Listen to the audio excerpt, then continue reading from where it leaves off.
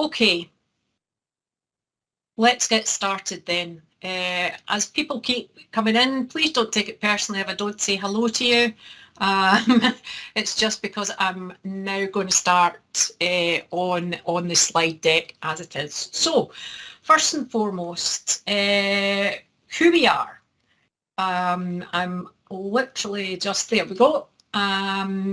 At the moment, myself, I'm Lee Watson. I'm new Senior Education Officer with the Education Scotland National Improvement Directorate Curriculum Innovation Team. Yes, that's a long title.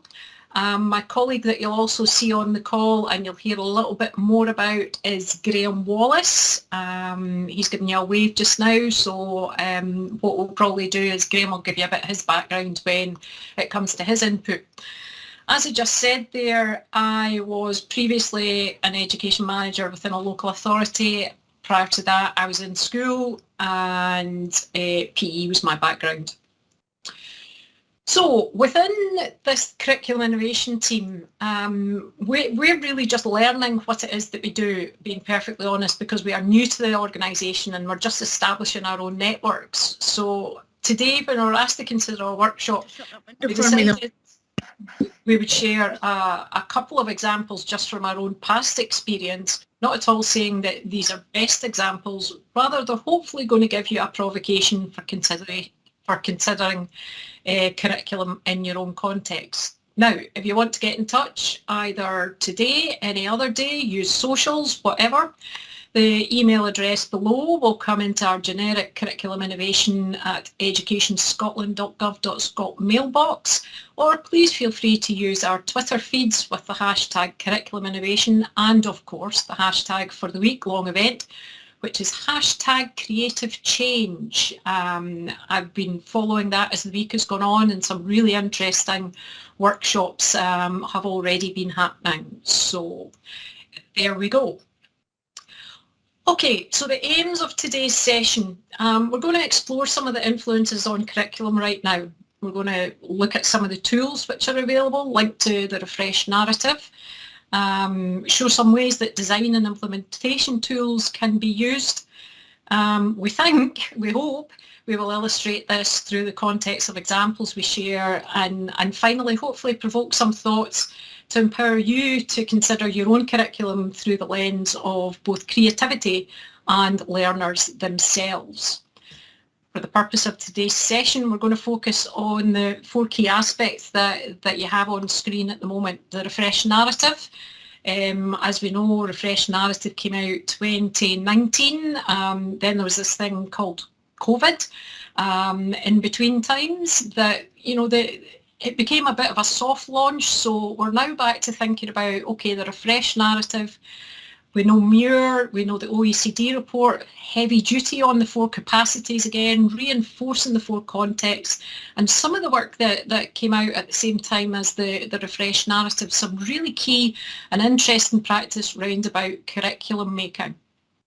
However, one of the that we really need to understand the totality of the context within which we're all working.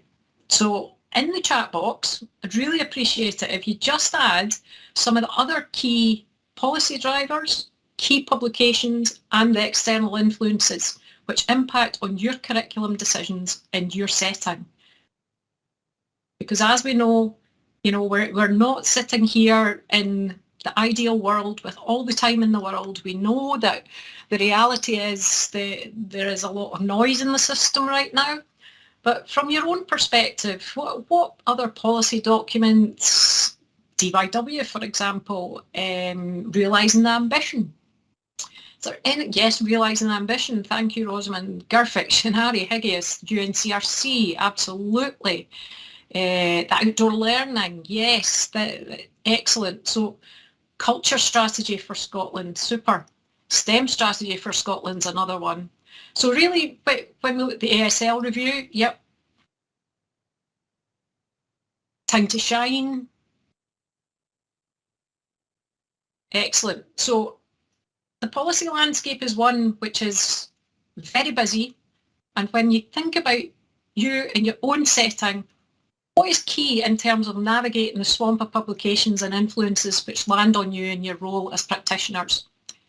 And essentially what we're asking is focus on the young people, focus on your context and the curriculum framework.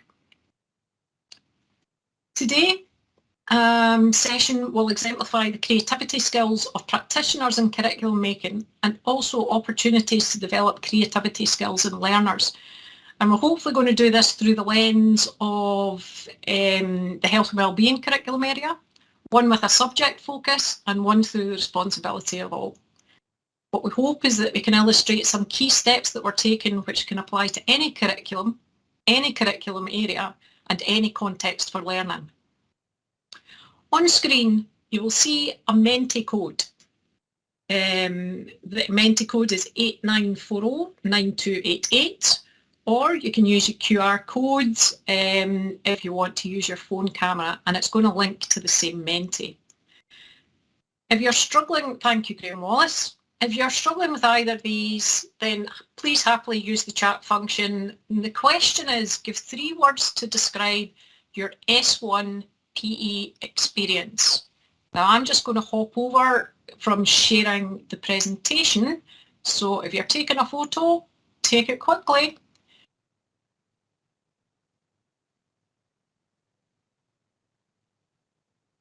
And I'm now going to share my Menti screen, hopefully.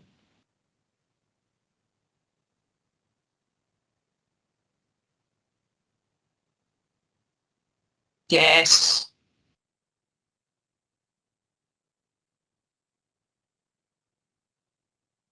Goodness. Boring, controlled, regimental, tedious. Wow.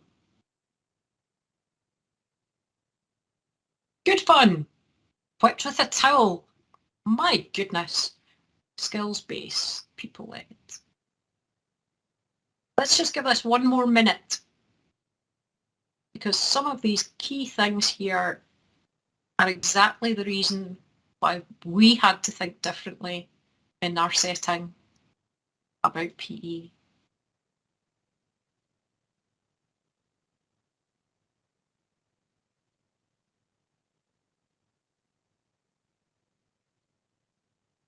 Late for the next class, yeah. Traditional. Pupil-led.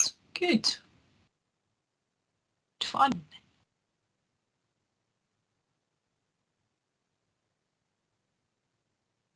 Okay.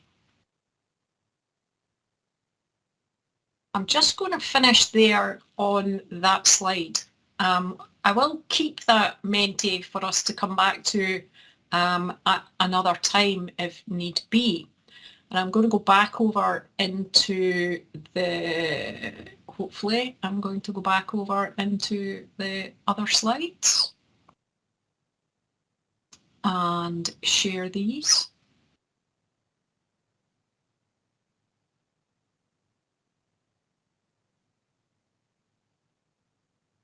So, sorry, that was hardly seamless.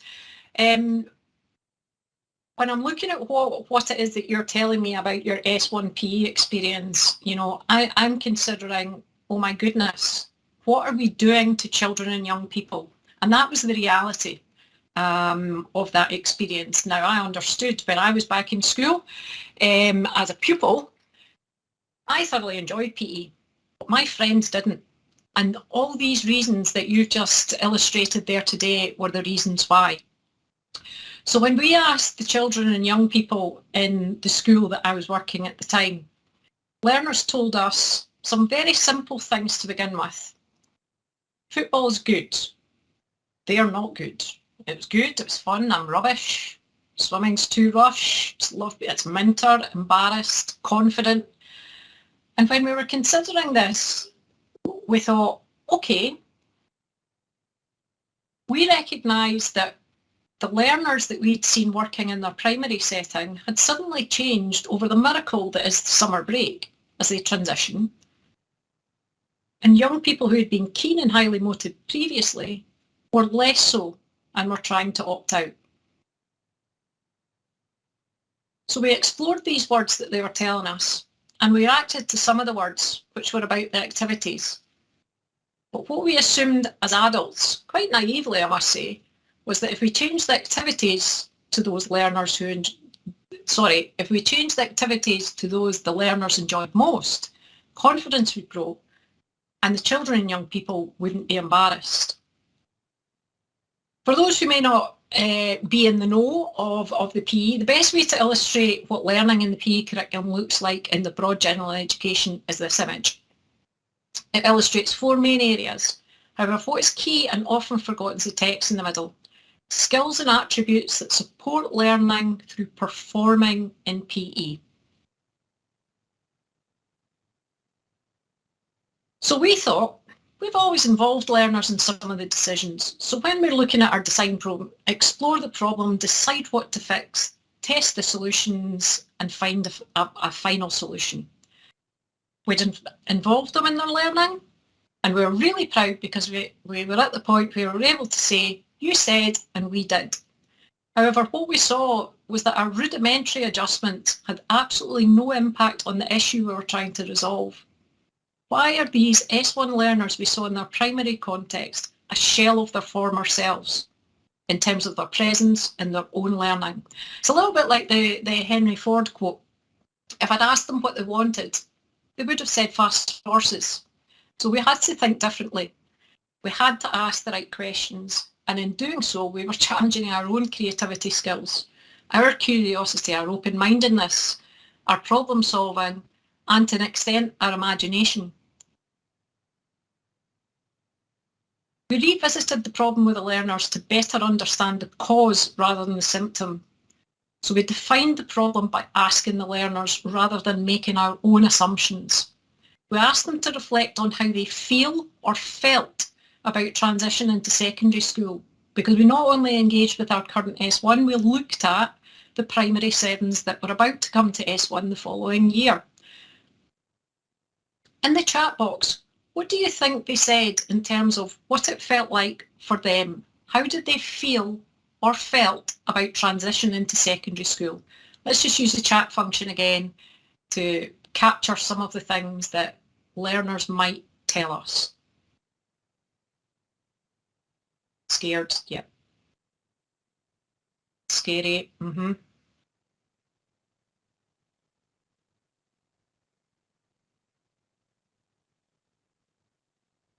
Would they be seen? Okay. Grown up. Worried.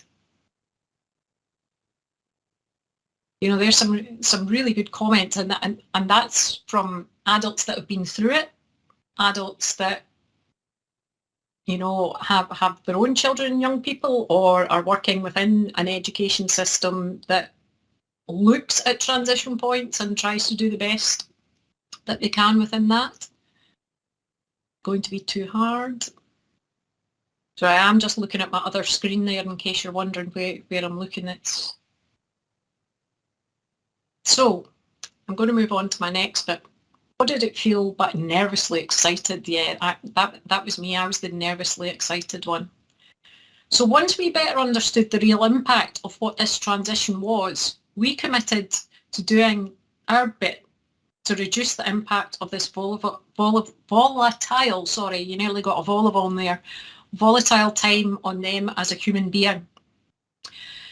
And, you know, we have them going to 18 teachers versus 1, having one of their previous friends in the class versus knowing everyone. We give them lots of different subjects as opposed to a key adult being able to blend and merge these subjects. It's a new building. They're the small ones now.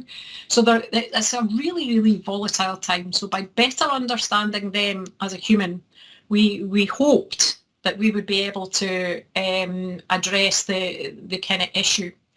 What we found that we were part of the problem, we focused heavily on the physical performance of learners in PE. When they'd already said they were lacking in confidence, we were actually compounding the issue because we were asking them to perform with a focus on the physical elements while they were emotionally fragile. So we thought to ourselves, what can we do to change this? And we switched the focus to the 4 capacities. It was probably, we are going back a little bit, so it was at the time where we didn't have the new icons for the 4 capacities. It was the big text boxes of what it meant, what they'd be able to do. But we thought if we come back to that, that's at the core of what we want a learner's experience to look like. And then we thought, let's focus on the left-hand side of what skills and abilities allow a young person to perform in PE. What they told us is they like to work with friends. We saw them engaging in leadership responsibilities in primary. We'd basically removed this through our own planning. We have a subject which has a tradition where people judge themselves as good or bad, depending upon their sporting prowess. So we had to redefine what performance actually meant in PE. Our solution was to test with one class, creating a team building block in the first block of learning. And most importantly, this was done with the learners.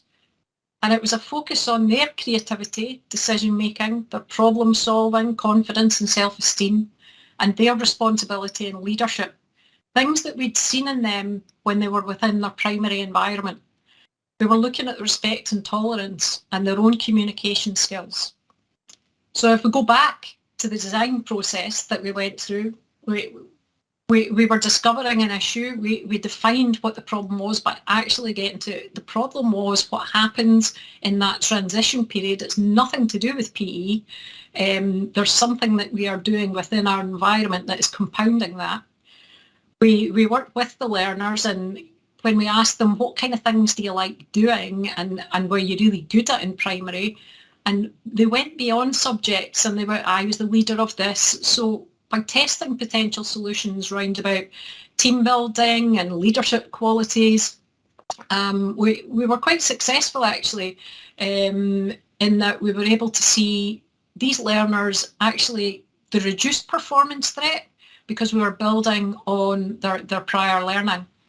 We found learners were more engaged in PE, they were more confident with their peers, and now we could begin to add the focus on the right-hand side of the PE diagram, so the physical elements, but still being cognizant that learners need that opportunity to express and perform all their skills and competencies, not just those within the physical element of PE. Once we'd tested and refined this for our S1, we'd taken on a fair bit of learner feedback. They said they wanted this to progress into their S2, so we upscaled it into S2, but with a more complex element to it being actual games design.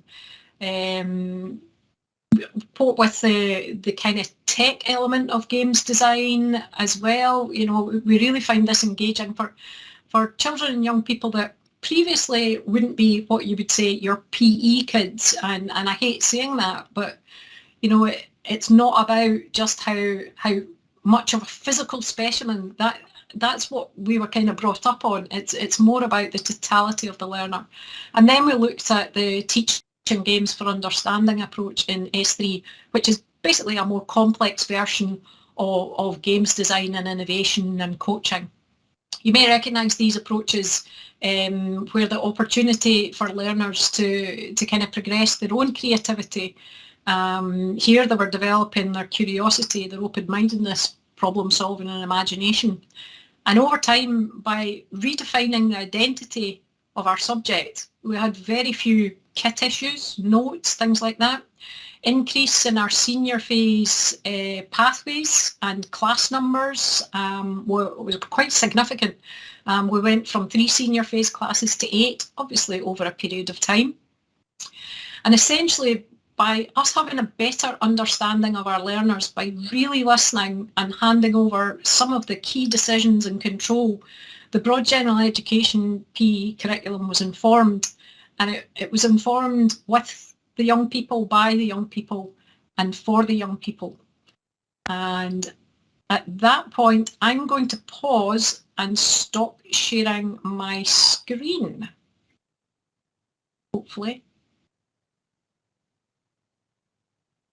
And I would welcome at this point any comments, any questions. Graeme, hopefully you've been able to keep an eye in the chat function. Just as I say, it's not this is a right answer. It's just an example of how, trying to better understand our learners, we were able to kind of bring a bit more out of them. Any comments?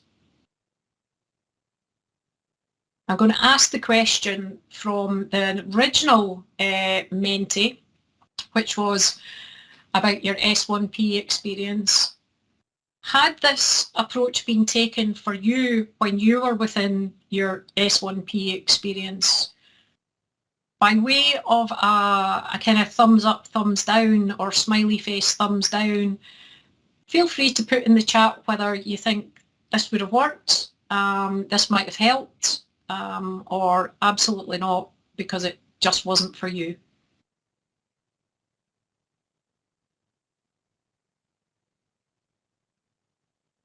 Nope. Oh, you would have felt included. And a smiley face. And that's one of the keys, the inclusion bit, absolutely, because we found some really, really talented young people that in the old traditional version of PE would have been seen as last picked, that kind of thing. But because they were able to express the skills and talents that they already had, they were confident within that environment again. Yes, to being indeed motivated and confident, absolutely. I mean, what other subject asks you to undress in front of your peers before you even go into the learning environment? Goodness me. Okay, without further ado, I'm going to pass over to my colleague, Graeme. He can give you a quick introduction, and when you are ready, Graeme, I will start to share the slide pack from the next slide. Okay, thanks very much, Lee, for taking us through that example, and thanks everybody for your participation. There's loads of really kind of good comments and reflections in the chat. It's really kind of good to see, especially at 5:30 in the middle of what's the last week of term for everybody.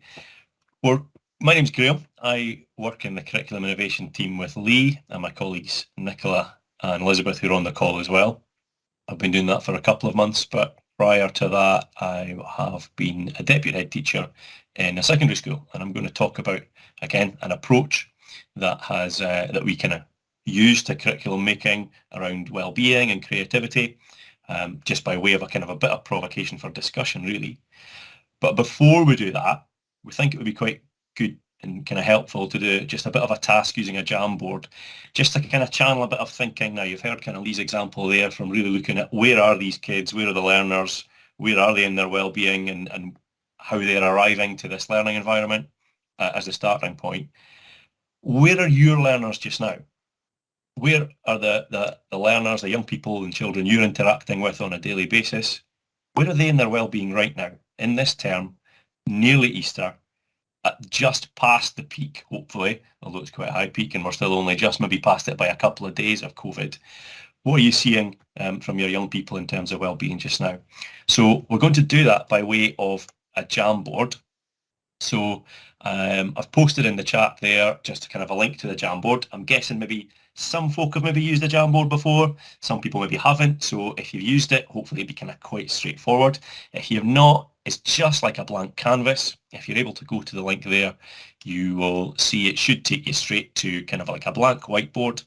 And we've got one of the kind of service design tools that we use in this team that I've learned about very recently, but we think is a good one to use for this task. And really the question is around well-being of your learners. You'll see that's kind of centered in the middle of the Jamboard, and there's 4 quadrants: what's strong, what's wrong, what's missing, and what are the challenges. And that might just be thoughts or reflections or examples. it looks like people are quite familiar with Jamboard because there's some stuff going on there already, but if not, you'll be able to see on the left, the toolbar about halfway down, click the button that looks like a post-it note.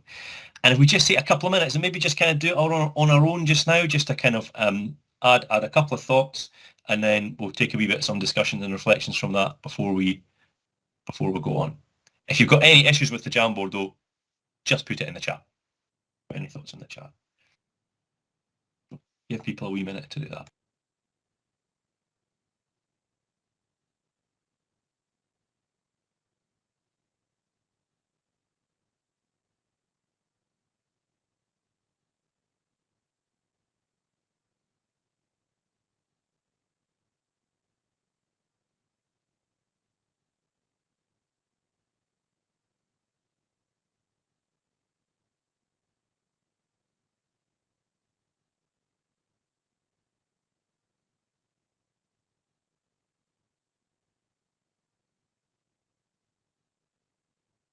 Mm-hmm.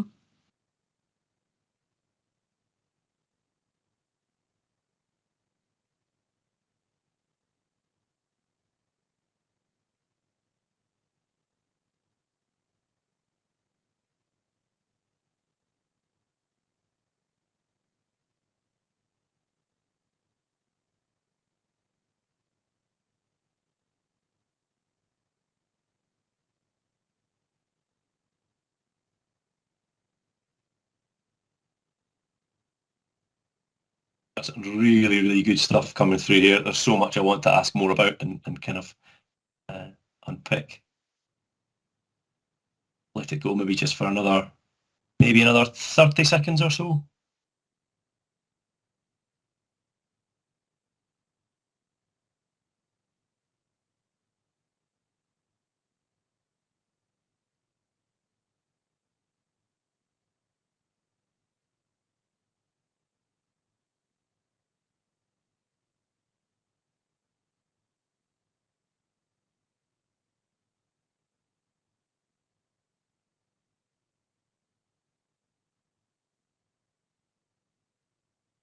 Teachers are exhausted, yes.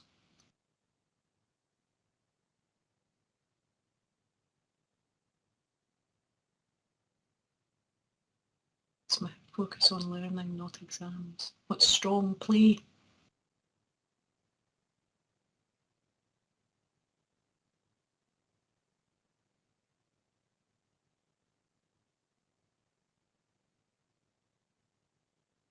Really torn between kind of trying to like deliver this presentation I've got here and unpicking loads of stuff that's in here. So maybe just try and take a couple of minutes. I don't know if folk are okay, and I don't know if people are happy just kind of coming on camera and having a wee chat. There's not too many of us here. People seem to be really friendly and supportive. So if there is anything anybody wants to kind of pick up on and talk about, that would be great. I don't know if anybody sees anything there that they want to ask a question about, or if anybody's put something on a note that they want to kind of come in and say a wee bit more about, or open up by a wee bit of a discussion. Just pause there for a wee minute if anybody does. And just speak. There's not so many of us here that we have to kind of put hands up or anything like that. You can do if you want, but please just speak if you want to.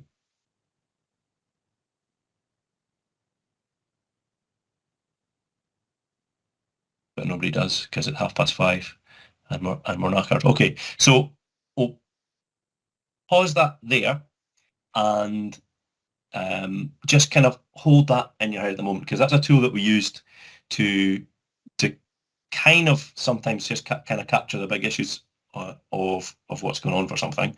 And it's quite similar to something that is related to this example that I'm going to show you. So I don't know, Lee, if you're okay to kind of show the slides again. Mm-hmm. Hopefully I am doing so. And just the one after that, yeah. Great. So this is an example from when I was in school.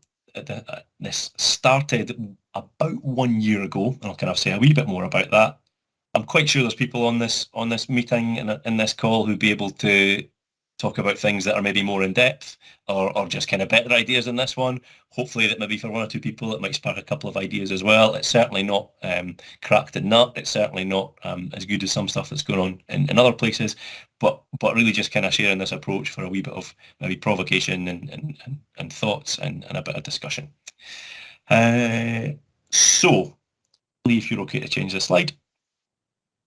This is going back to October 2020. So we think just kind of through the timeline of COVID. Pre-COVID, we were just looking in the school. We wanted to do more on mental health and wellbeing. We'd kind of found out about the SQA awards and thought, well, we should probably be including this and starting to plan around that, but we hadn't really moved it very far. Then COVID hit, March 2020, COVID hit. We had that long period, the first lockdown. We had that kind of long summer, and schools came back in August. And I don't know about kind of you and your own settings and stuff, but that August 2020, it was like one of those times when it's really magic to be a teacher. Kids were really happy to be back and happy to see their friends and be back in the school building. Adults were happy to be back and be back at their work. There was still restrictions and mitigations and lots of taped out 2 metre zones and separate lunchtimes and loads of challenges, but people were happy to be back. But we kind of noticed by the time we got to October, November time, some of our pupils, some of our senior pupils started to look like this lad here. And we just kind of noticed they were flagging a bit. Lee, do you want to move the slide on, please? Feel like Chris Whitty. Next slide, please. It makes me feel quite important, but we should have just shared on the screen. So this kind of tool here is called an empathy map, which is a really, again, people might be familiar with it or maybe not be, but it's a really good way of trying to put yourself in someone else's shoes and just a couple of prompts to kind of help things. We didn't use this at the time because it did, but we did think through what was kind of going on for these pupils, particularly S4, 5 and 6, that might have been causing them to flag. And I've kind of just put some of the stuff on the things there, but we're seeing quite a few of them just having just dipping a bit really in terms of their energy levels, maybe their motivation for kind of learning, their mood, maybe being a bit more teary, a bit more kind of, angry some of the times or having sort of kind of outbursts. We knew that more of them were accessing our specialist help, whether that was seeing their guidance teacher one-to-one or one of the counsellors or the school health nurses in the school. They were hearing lots of messages in the media, all that kind of lost generation stuff, and these teenagers are never going to catch up and they're so far behind and they're suffering so much. Seeing a lot more of them glued to their phones because the phone usage, it's really kind of seemed to increase.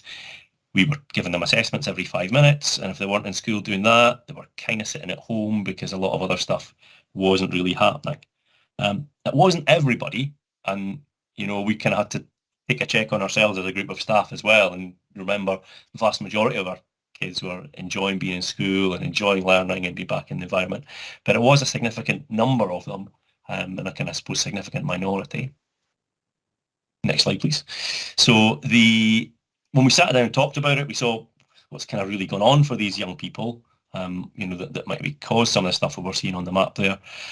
And really, we kind of realised all the good stuff in the first bullet point had gone, like lots of their time for relaxing and seeing friends and good stuff in life and all those kind of good things about being a teenager and developing friendships, but becoming an adult and developing those maybe more kind of adult professional relationships with your teachers, as well as other relationships that young people will develop, had really kind of been reduced. They'd come back to school, but there weren't really chances to work in groups. It was sat at desks and rows, and the teacher staying 2 meters away. And at that time, people kind of going back to that time now in your head of, people still didn't really know if they could pick up jotters without catching COVID and all that kind of stuff.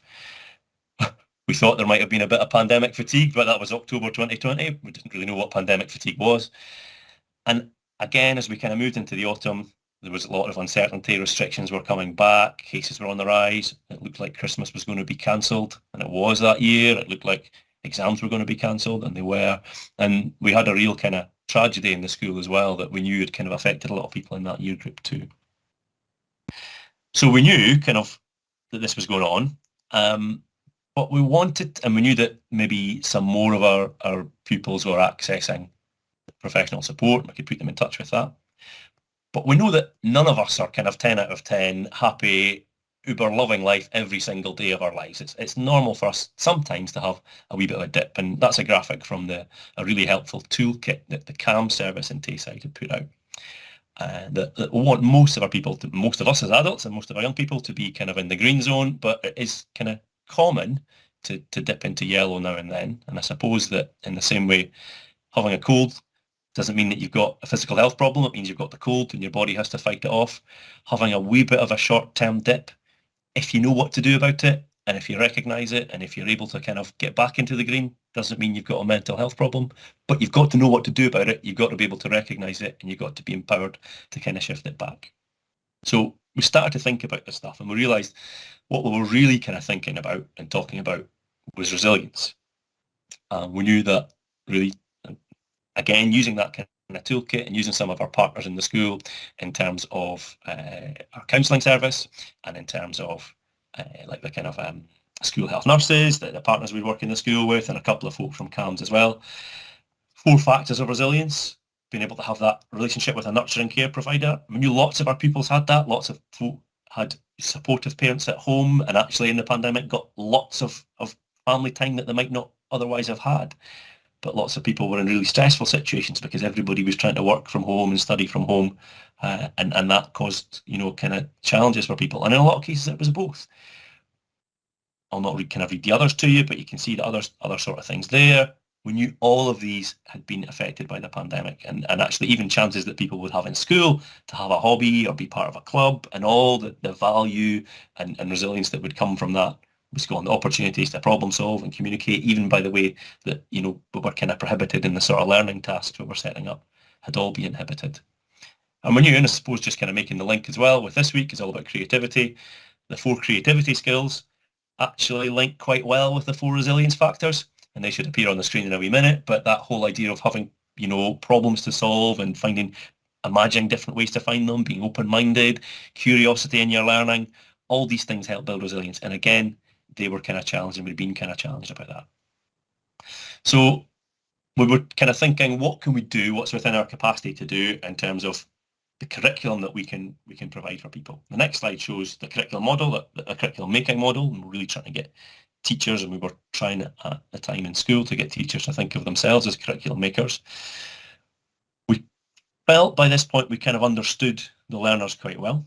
We spent a bit of time thinking about what was going on for them and why. We knew the big ideas we wanted to talk about were resilience and creativity, and we wanted to kind of put these together in some way. We'd done our own bits of professional learning. CAMS had been in the school just prior to the first lockdown, so we'd quite a high knowledge amongst the staff. Spoke to people in our network, but really what we wanted to do was more explicit and more focused teaching of resilience. That whole thing that we realised for young people, we spend, time making sure that they know from a really young age to spend 10 minutes a day looking after their dental health. But we reflected we probably weren't as good at teaching them how to look after their mental health. So giving them some of the tools and some of the strategies, lots of teacher modelling and using our teachers to kind of show that actually some of us are struggling as well. And also, they just needed to have a bit of fun. A lot of the fun had gone. So we put together this package of lessons. What was included in that?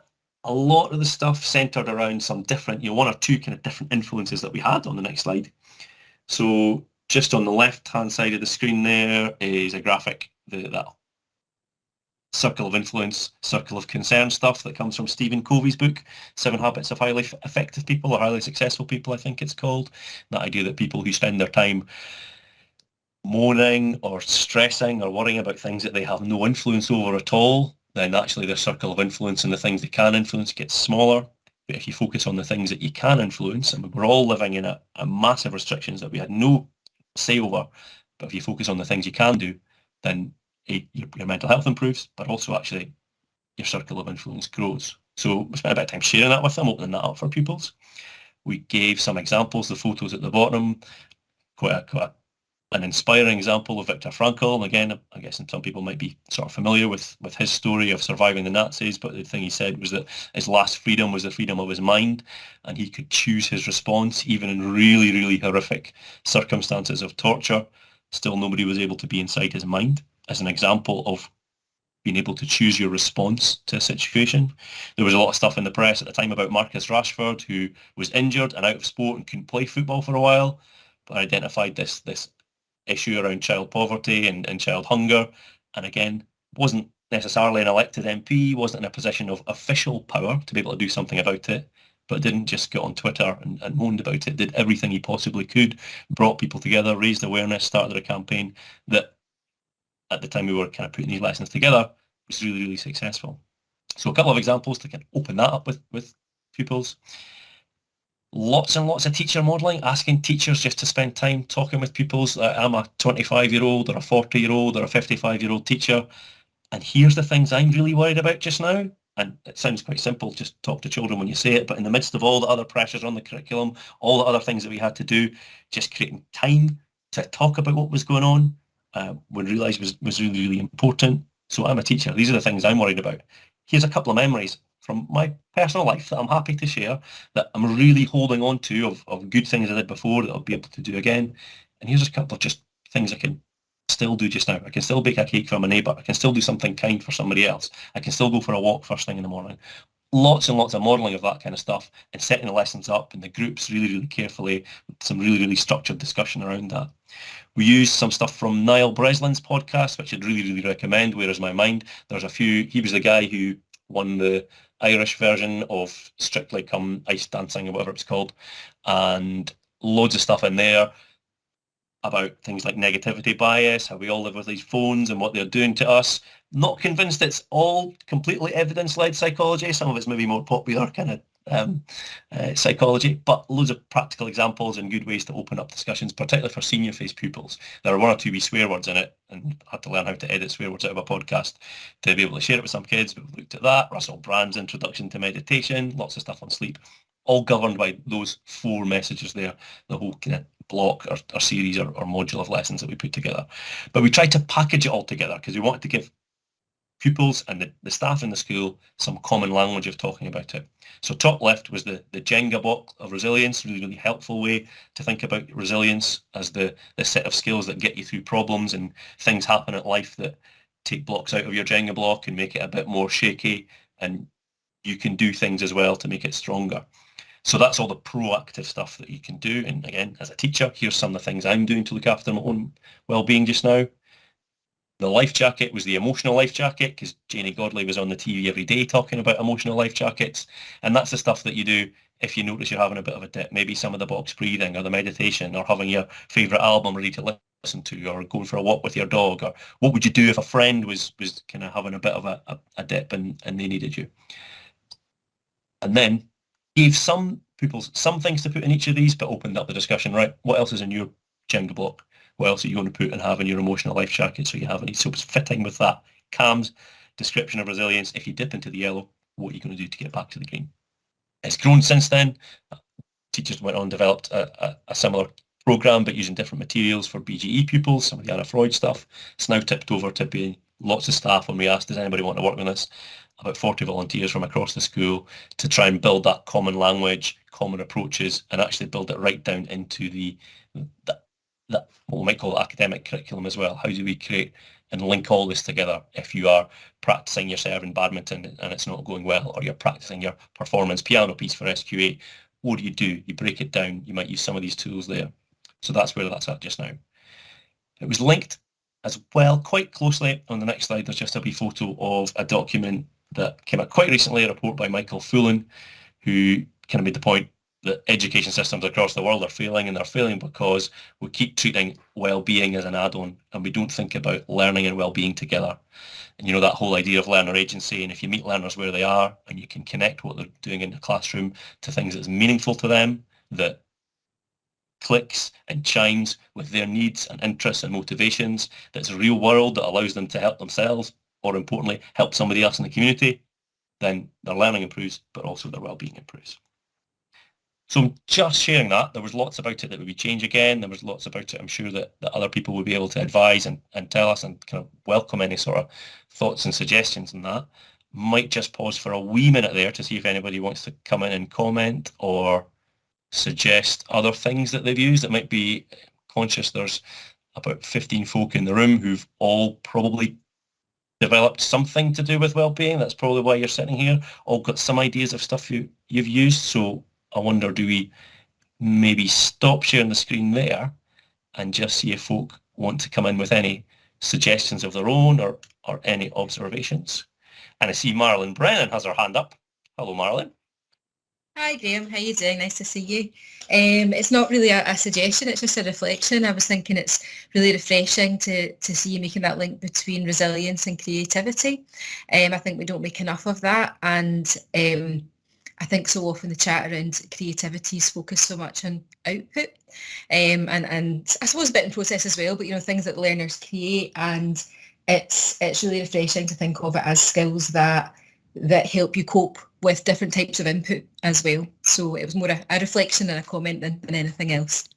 Yeah, no, thanks very much for that, Marlon. I think that's sort of how, and again, hopefully, I'm quite excited that there's still some potential for reform over the next couple of years. How do we build in opportunities, really meaningful? Our focus for the last 15 years has been senior phase, but thinking more broadly, for learners to be curious and have more open-ended things and really kind of use their imagination, because we know that kind of builds resilience. Thanks very much. Mrs. Lindsay, do you want to come in? We did a similar sort of exercise in our school, and what came out was quite shocking to some of us, that almost 50% of our learners didn't go outside unless they were in school, which was amazing for lots of us to sort of read. So we've put a huge amount of outdoor learning into our wellbeing programme as part of the BGE, and it's had a massive impact on the rest of the day. It's quite phenomenal actually to watch it. And now it's the few of us that are really sort of excited by it are tracking it as we move through the year.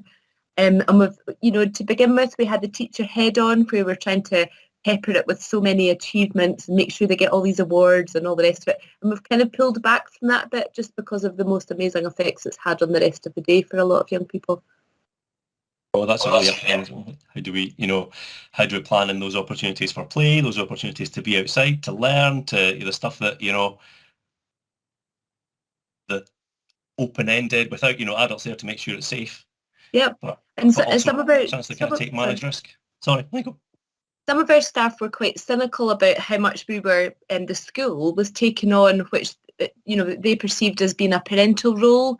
However, when we began to drill down with some of the PEF indicated young people, a lot of it was about, they didn't have a car, or they, all the things that we know, but actually through the pandemic it's become, really right to the front of what parents and carers say to us as well, which also really helped us a lot. There seems to be, in our school anyway, the embarrassment of saying that doesn't seem to be as bad as it was before. So it's been easier actually in lots of ways just to put all that in place.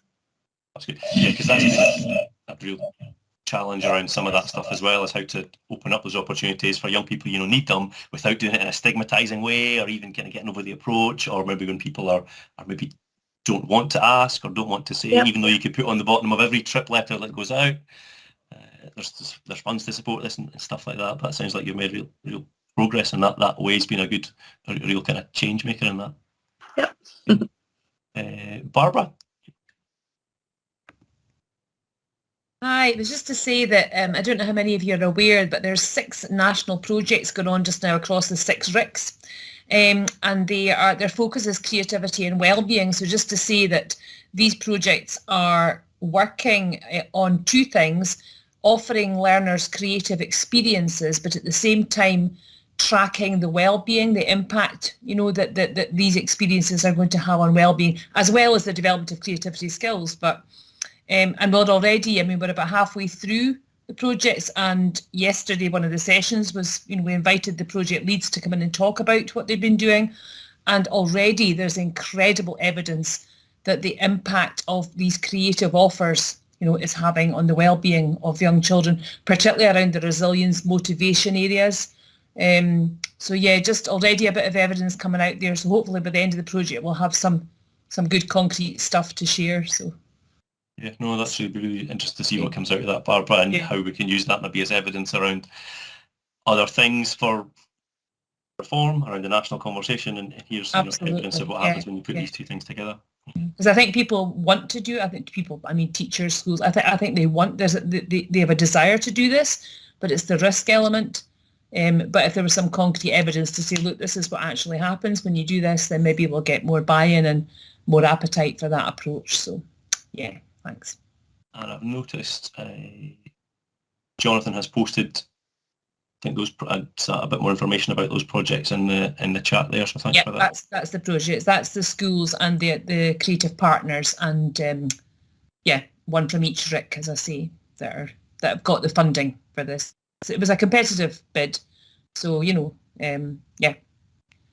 might be interesting for some people in the call to maybe follow some of those and find out what's happening. Yeah. I don't know, Mr. Miller, I don't know your first name, sorry, did you put your camera on there to speak?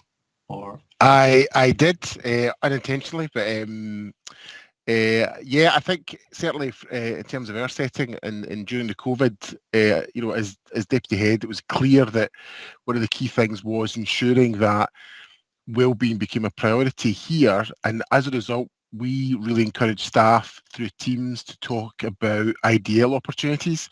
And the process for that was to streamline what was being offered, because what was happening was we had young people in our school who were sitting in front of a computer from 9 o'clock until the end of the school day, which would be 5 to 4 or 5 past 3, and that was so counterproductive to their well-being, and I actively was encouraging young people to leave at lunchtime the computer and go out and engage with walks and outdoor learning. But we decided that in actual fact there was a wider spectrum of opportunity here for us to look at as a staff and go, how can we streamline this and how can we achieve examples of IDL that will support the young person's learning across all the curriculum areas, in a kind of creative and innovative way, so that we can achieve what they need to achieve in terms of assessment, in terms of benchmarks, but also really achieving the aspect of their well-being.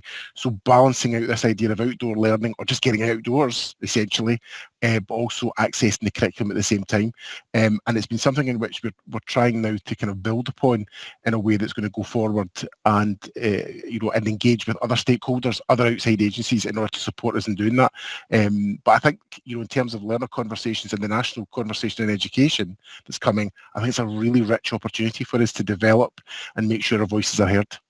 I think that's really, really important, and there's all of us kind of got hopefully a chance, but a responsibility as well to kind of get those messages and take all that kind of learning that we've seen from the pandemic, and just how that's kind of helped us all refocus and prioritise things like being outside and things like social connection, so that it's planning and built as part of this, any renewed vision for education and opportunities into the senior phase going forward.